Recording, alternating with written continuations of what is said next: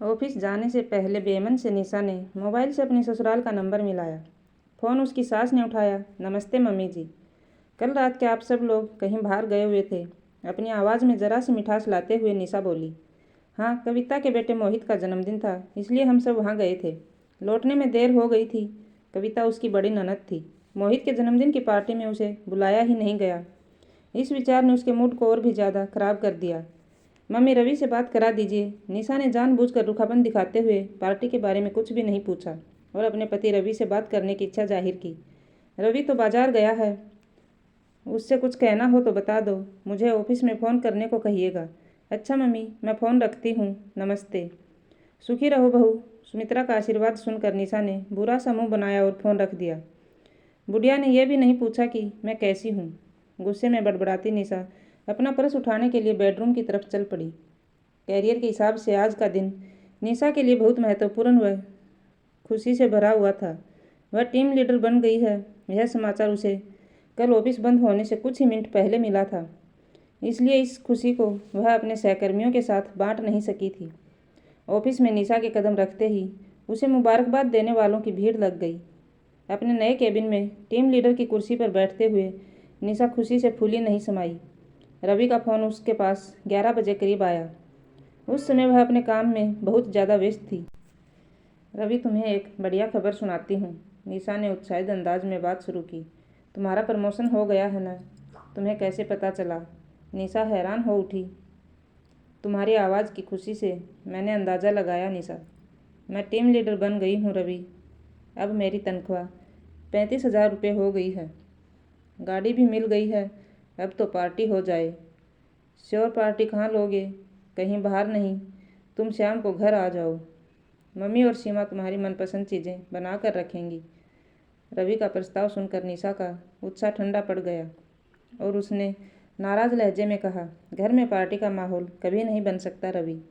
तुम मिलो न शाम को मुझसे। हमारा मिलना तो शनिवार इतवार को ही होता है निशा। मेरी खुशी की खातिर क्या तुम आज नहीं आ सकते हो? नाराज़ होकर निशा, तुम अपना मूड खराब मत करो। शनिवार को 3 दिन बाद मिल ही रहे हैं, तब बढ़िया सी पार्टी ले लूँगा। तुम भी रवि, कैसे भुलक्कड़ हो।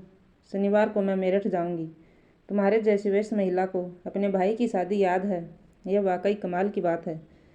मुझे ताना मार रहे हो? निशा चिढ़ कर बोली। सॉरी, मैंने तो मजाक किया था। अच्छा यह बताओ कि मेरठ रविवार की सुबह तक तुम पहुँच जाओगे ना? आप हुक्म करें। साले साहब के लिए जान भी हाजिर है मैडम। घर से और कौन कौन आएगा? तुम जिसे कहो ले आएंगे, जिसे कहो छोड़ आएंगे। वैसे तुम शनिवार की रात को पहुंचोगी। इस बात से नवीन या तुम्हारे मम्मी डैड नाराज़ तो नहीं होंगे?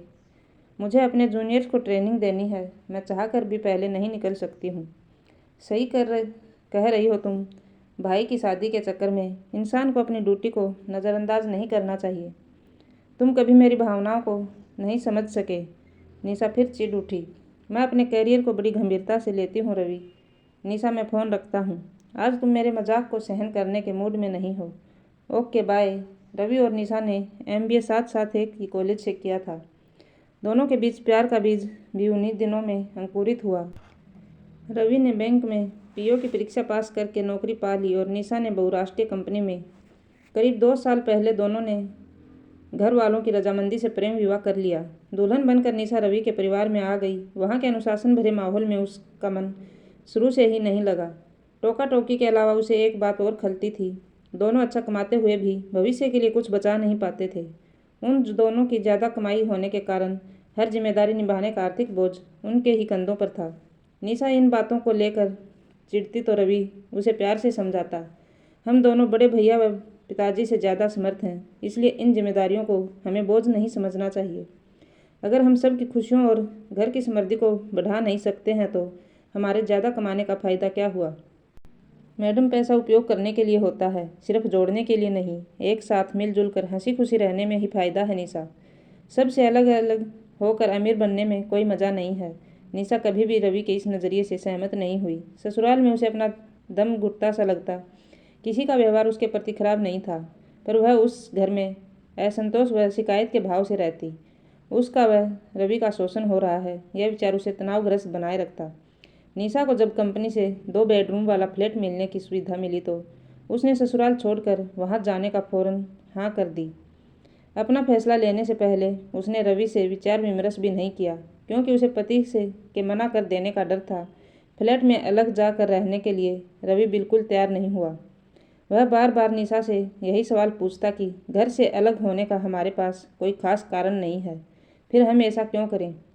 मुझे रोज़ रोज़ दिल्ली से गुड़गांव जाने में परेशानी होती है। इसके अलावा सीनियर होने के नाते मुझे ऑफिस में ज़्यादा समय देना चाहिए और ज़्यादा समय मैं गुड़गांव में रहकर ही दे सकती हूँ। निशा की ऐसी दलीलों का रवि पर कोई प्रभाव नहीं पड़ा था।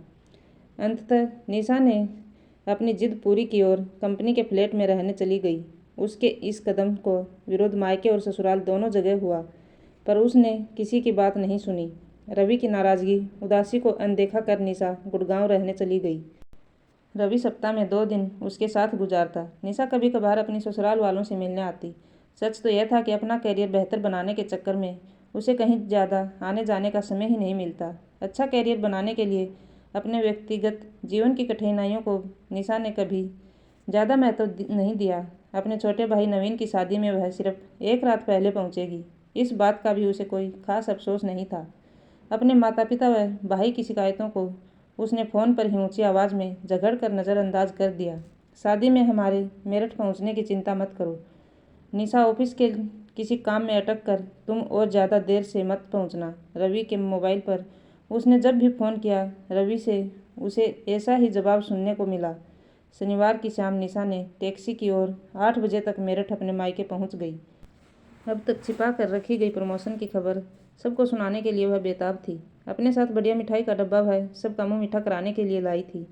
उसके पर्स में प्रमोशन का पत्र पड़ा था, जिसे वह सबको दिखाकर उनकी वाहवाही लूटने को उत्सुक थी। टैक्सी का किराया चुकाकर निशा ने अपनी छोटी अटैची खुद उठाई और गेट खोलकर अंदर घुस गई। घर में बड़े आकार वाले ड्राइंग रूम को खाली करके संगीत और नृत्य का कार्यक्रम आयोजित किया गया था। तेज गति के धमाकेदार संगीत के साथ कई लोगों के हंसने बोलने की आवाज़ें भी निशा के कानों तक पहुंची। निशा ने मुस्कुराते हुए हाल में कदम रखा और फिर हैरानी के मारे ठिठक गई। वहाँ का दृश्य देखकर उसका मुंह खुला का खुला रह गया। निशा ने देखा माँ बड़े जोश के साथ ढोलक बजा रही थी। तबले पर ताल बजाने का काम उसकी सास कर रही थी। रवि मंजीरे बजा रहा था और भाई नवीन ने चिमटा संभाल रखा था। किसी बात पर दोनों हंसी के मारे ऐसे लोटपोट हुए जा रहे थे कि उनकी ताल बिल्कुल बिगड़ गई थी। उसकी छोटी ननद सीमा मस्ती से नाच रही थी और मोहल्ले की औरतें तालियां बजा रही थी। उनमें उसकी जेठानी अर्चना भी शामिल थी। अचानक ही रवि की 5 वर्षीय भतीजी नेहा उठकर अपनी सीमा बुआ के साथ नाचने लगी। एक तरफ अपने ससुर जेठ व पिता को एक साथ बैठकर गपशप करते देखा। अपनी ससुराल के हर एक सदस्य को वहाँ पहले से उपस्थित देखकर निशा हैरान रह गई। उनके पड़ोस में रहने वाली शीला आंटी की नज़र निशा पर सबसे पहले पड़ी। उन्होंने ऊंची आवाज़ में सबको उसके पहुंचने की सूचना दी तो कुछ देर के लिए संगीत व नृत्य बंद कर दिया गया। लगभग हर व्यक्ति से निशा को देर से आने का उलाहना सुनने को मिला। मौका मिलते ही निशा ने रवि से धीमी आवाज़ में पूछा, आप सब लोग यहाँ कब पहुँचे? हम तो परसों सुबह ही यहाँ आ गए थे। रवि ने मुस्कुराते हुए जवाब दिया। निशा ने माथे पर बल डालते हुए पूछा, इतनी जल्दी क्यों आए? मुझे बताया क्यों नहीं? रवि ने सहज भाव से बोलना शुरू किया, तुम्हारी मम्मी ने 3 दिन पहले मुझसे फ़ोन पर बात की थी। उनकी बातों से मुझे लगा कि वह बहुत उदास है।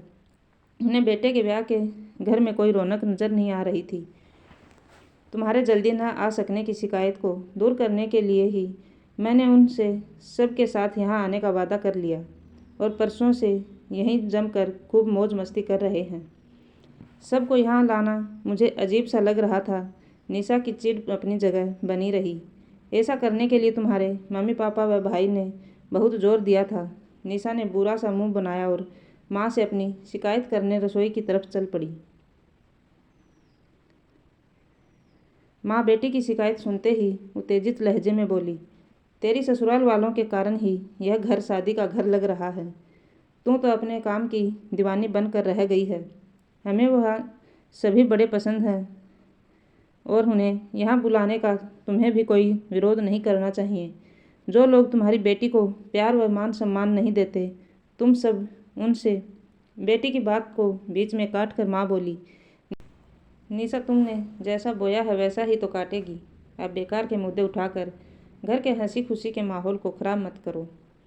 तुमसे कहीं ज़्यादा इस शादी में तुम्हारी ससुराल वाले हमारा हाथ बटा रहे हैं और इसके लिए हम दिल से उनके आभारी हैं। माँ की इन बातों से निशा ने खुद को अपमानित महसूस किया। उसकी पलकें गीली होने लगी तो वह रसोई से निकलकर पीछे के बरामदे में आ गई। कुछ समय बाद रवि भी वहाँ आ गया और पत्नी को इस तरह चुपचाप आंसू बहाते देख उसके सिर पर प्यार से हाथ फेरा तो निशा उसके सीने से लगकर फपक पड़ी। रवि ने उसे प्यार से समझाया, तुम अपने भाई की शादी का पूरा लुत्फ उठाओ। निशा, व्यर्थ की बातों पर ध्यान देने की क्या ज़रूरत है तुम्हें? मेरी खुशी की फिक्र न मेरे मायके वालों को है न ससुराल वालों को। सभी मुझसे जलते हैं, मुझे अलग अलग रहकर नीचा दिखाते हैं। मैंने किसी का क्या बिगाड़ा है? निशा ने सुबकते हुए सवाल किया। तुम क्या सचमुच अपने सवाल का जवाब सुनना चाहोगी? रवि गंभीर हो गया। निशा ने गर्दन हिलाकर हाँ में जवाब दिया। देखो निशा, अपने करियर को तुम बहुत महत्वपूर्ण मानती हो। तुम्हारे लक्ष्य बहुत ऊंचाइयों को छूने वाले हैं। आपसी रिश्ते तुम्हारे लिए ज़्यादा मायने नहीं रखते। तुम्हारी सारी ऊर्जा करियर की राह पर बहुत तेज़ी से दौड़ने में लग रही है। तुम इतना तेज़ दौड़ रही हो, इतनी आगे निकलती जा रही हो कि अकेली हो गई हो। दौड़ में सबसे आगे पर अकेली। रवि की आवाज़ कुछ उदास हो गई। अच्छा, करियर बनाने का कोई और रास्ता नहीं है रवि? निशा ने दलील दी। निशा, करियर जीवन का एक हिस्सा है और उससे मिलने वाली खुशी अन्य क्षेत्रों से मिलने वाली खुशियों के महत्व को कम नहीं कर सकती। हमारे जीवन का सर्वांगीण विकास न हो तो अकेलापन, तनाव, निराश, दुख और अशांति से हम कभी छुटकारा नहीं पा सकते हैं। मुझे क्या करना चाहिए? अपने अंदर क्या बदलाव लाना होगा? निशा ने बेबस अंदाज में पूछा।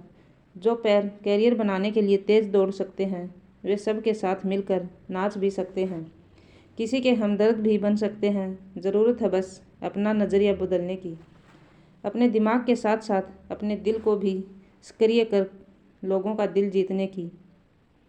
अपनी सलाह देकर रवि ने उसे अपनी छाती से लगा लिया। निशा ने पति की बाहों के घेरे में बड़ी शांति महसूस की। रवि का कहा उसके दिल में कहीं बड़ी गहराई तक उतर गया। अपने नज़दीकी लोगों से अपने संबंध सुधारने की इच्छा उसके मन में पल पल बलवती होती जा रही थी। मैं बहुत दिनों से मस्त होकर नाची नहीं हूँ, आज कर दूँ ज़बरदस्त धूम धड़ाका यहाँ। निशा की मुस्कुराहट रवि को बहुत ताज़ा व आकर्षक लगी। रवि ने प्यार से उसका माथा चूमा और हाथ पकड़कर हाल की तरफ चल दिया। उसे साफ लगा कि पिछले चंद मिनटों में निशा के अंदर जो ज़बरदस्त बदलाव आया है वह उन दोनों के सुखद भविष्य की तरफ इशारा कर रहा था। दोस्तों, यह कहानी आपको कैसी लगी? नीचे कमेंट में हमें ज़रूर बताएं।